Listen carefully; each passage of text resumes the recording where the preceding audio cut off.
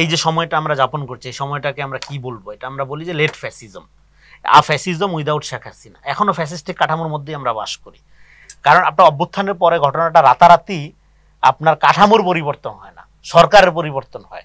সেই অভ্যুত্থানকারী শক্তিও আইসা যেই কাঠামোর মধ্যে বৈশা শাসন করে এটা ফ্যাসিস্টিক কাঠামোই। এই কারণে দেখবেন এখনো পিটায় হত্যা করা হয়, এখনো আপনার ধরেন এই মুরাদনগরের কাকে যেন উঠাই নিয়ে গেছে বিএনপির একজন উপজেলা নেতাকে। এই ঘটনা তো হওয়ার কথা ছিল না, কেন হচ্ছে এটা?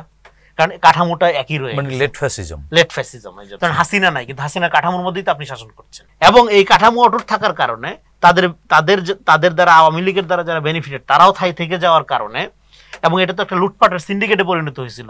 এবং এদের কাছে প্রচুর মানি পাওয়ার আছে, মিডিয়া এক ধরনের তাদের বয়ানের লোকজন আছে, এস্টাবলিশমেন্ট আছে, তাদের তো 5% তো পালাইয়া যায়নি, 95%, এবং তাদের বিপুল সম্পত্তি, হ্যাঁ, এবং তাদের কালচারাল ইন্ডাস্ট্রি, মিডিয়া, টিটা মিলে তারা রয়ে গেছে।